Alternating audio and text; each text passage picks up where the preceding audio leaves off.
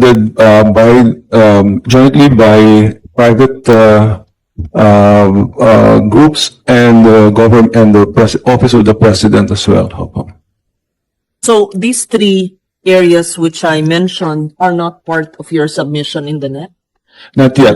The PGH Sucrac C2 will be submitted for 2027. When all of these arrangements have been made in 2026, we can now submit that for 2027.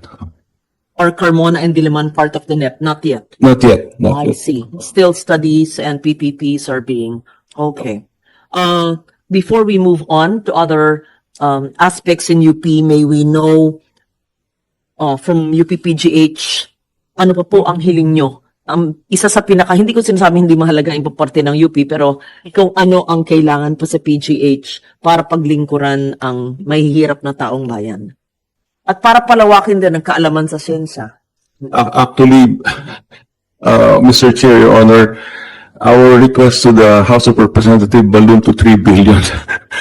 I'm sorry, but it's really more for You're not sorry. You don't need to be sorry because these are needed. medical. So 600 million is on medical assistance to indigent patients. Our own program, because as I said, we are not under the DOH, and then our 2 billion of that is for the medical supplies and medical medicines and drugs.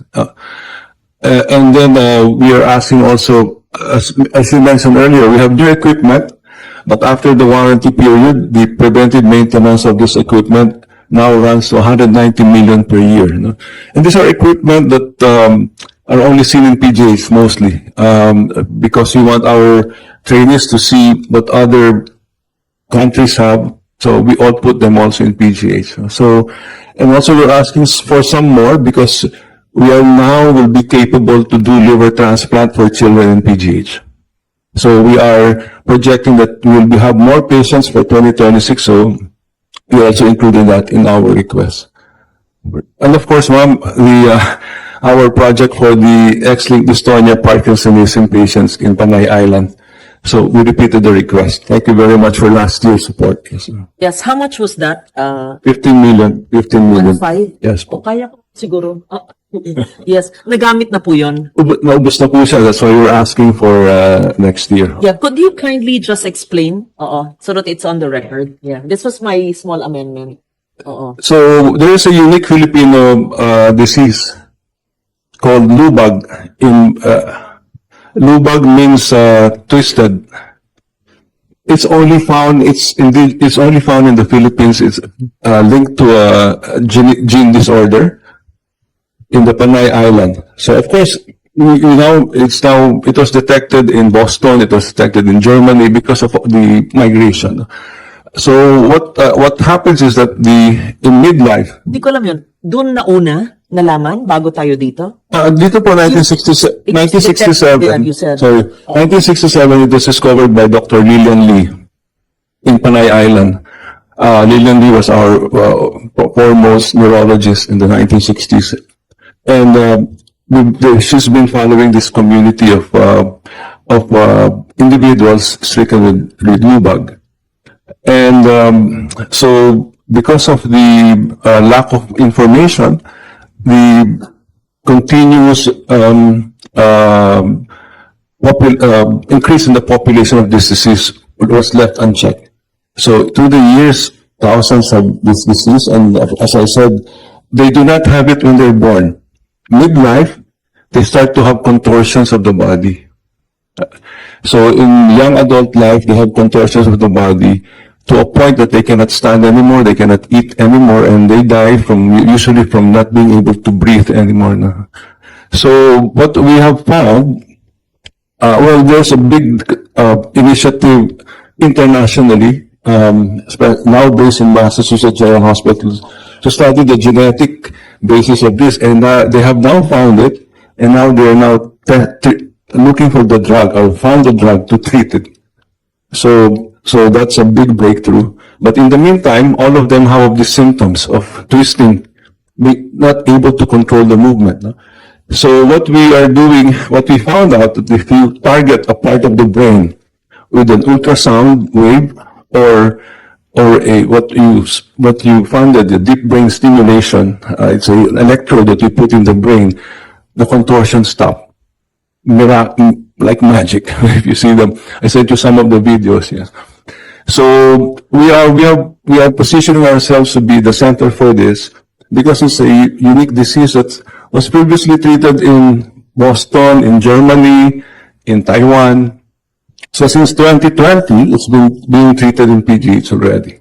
So by now we have done around 61 patients already. Yeah. Fully cured. Nawala yung contortion. In varying degrees, but most of them become functional. Some of them are able to run. What do you call the brain? So there are two interventions. But one is the deep brain stimulation. So you bore a hole in the skull and you drive an electrode to a particular part of the brain called the globus pallidus. And from an electrical generator in the chest that runs through a wire, it generates electricity to stop that area from activating. Immediately it cures the person? Opo. The other one is the high-frequency focused ultrasound, which was also bought by PGH to the initiative of the senators, which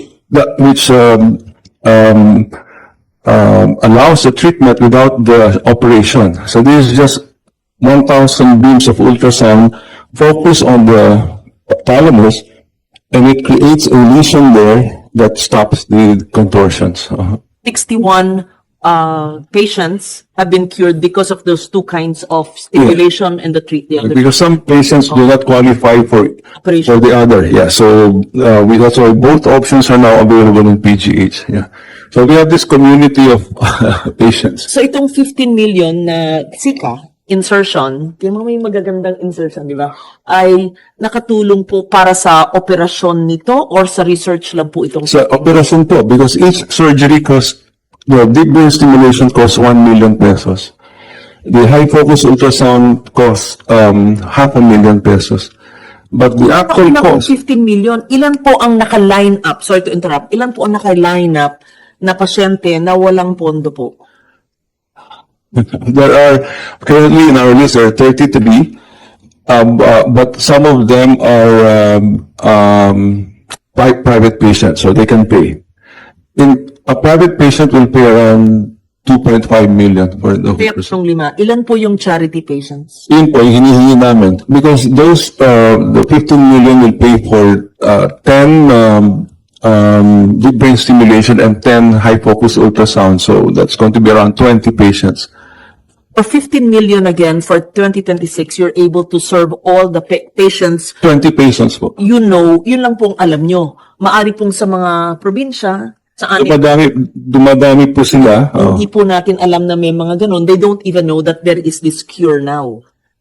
Yes, they know po, but Mr. Chair, or other, a lot of them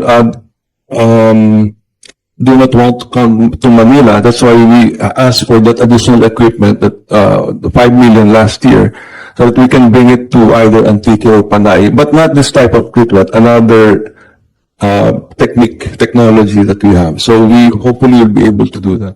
A hospital in Iloilo para lahat maka-access din, di ba? So we're talking to West Visayas Medical Center. Pwede? We might do the first deep brain stimulation there this October. Opo. Was it discovered, I mean, the treatment, was it invented or discovered here in the Philippines, or was this German invention? So the deep brain stimulation is from the United States by Medtronics. It's really used for Parkinsonism. The high frequency focused ultrasound is an Israeli invention. The only doctor who does it? Or there are other neurologists who So or is in the Philippines and it's the only hospital. PG is the only hospital with a high frequency focused ultrasound. Only 3 in Southeast Asia have it. 2 in Thailand, 1 in the Philippines. So it's a team. It cannot be only one doctor. It's a team of doctors. ano po ang kailangan hindi lamang para sa PGH dito kundi sa West Visayas, sabi niyo magkakaroon sa October? I think we are still projecting that. We project that there might be more patients in Iloilo, so we'll get back to you. I'll talk to our neurosurgeon who's a graduate of PGH in Iloilo. Thank you. Okay. With the permission of the chair, well, I'll make it my individual, I manifest it that I will also amend the budget for this. Good insertion. Yes, yes. Sige po. So, tanggapin po nyo lahat ng pasyente, i-roll out nyo ang impormasyon na meron cure sa Metro Manila or sa West Visayas State U by October hanggang next year. Huwag po tayo mag-turn away ng lubag, no? Yes po, we will. Pag patient, lahat po ng kailangan, magpo-provide po tayo ng higit sa amount na kailangan nyo para hindi po, para wag tayo mag-turn. Thank you, Your Honor. Thank you po.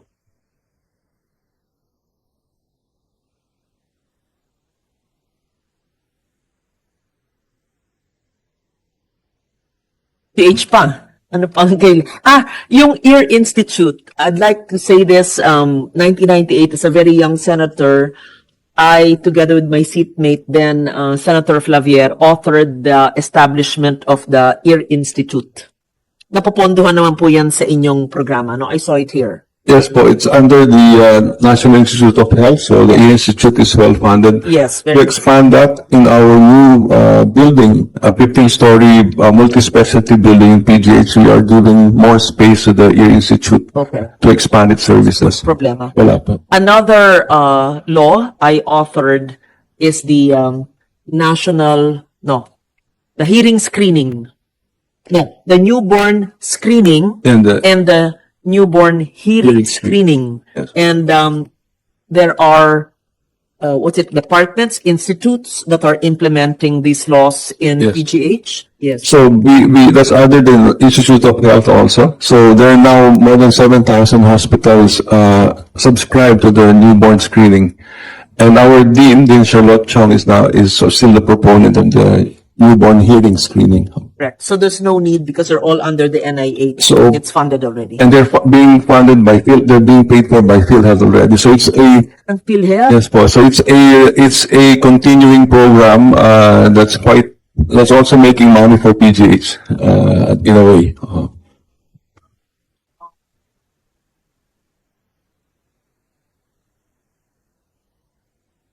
And with PGH, just to put into the record, hindi pala 2B, no? 3B po. 3B. No, because earlier you said 2B lang po. Eh. Yes, Your Honor, because when we did the budget proposal, it was last year, late 2023, actually, 2023. Thank you very much, Dr. Legaspi. I'd like to know, sa UP, about, is this a new program, President Jimenez, the Lingap Scholar Program for GIDA areas? I'd like to know more about this. This is very important. We want the students in geographically disadvantaged areas and financially challenged students to be to take advantage, or if they're qualified, if they pass the exams, to be UP students. Yes, Is this funded under what? from our savings, Mr. Chair, from our savings, because this is not there's no specific item in the GAA for that. But luckily, UP, this was just implemented last year. Actually, it was launched on my first year, 2023. So this is its second year of implementation. The reason we established that program is that we wanted to focus on the concept of a public service university and a people's university. And one of our key, in our strategic plan program component is democratization of access. We found out that while UP would admit at least 10,000 a year, and 140 would apply, 140,000, these are people who actually applied. Not those who wanted to apply but self-selected themselves. Yung wala akong chance dyan. Marami kasi yun over 200,000. So yung mga ngahas talaga tumuha ng UPCAT, mga 140. We can all pretend we wanted to offer more, but that's the limit of our capacity. Otherwise, the quality would suffer. We found out that of all those offered slots in UP, the correct term is not UPCAT passer, but UPCAT qualifier. Because even if you pass the UPCAT, programs like computer science, chemical engineering are so hard. Even if you have a high grade, others have higher grades than you. So even if you pass the OPLAT, you're not assured of a slot in your preferred program. So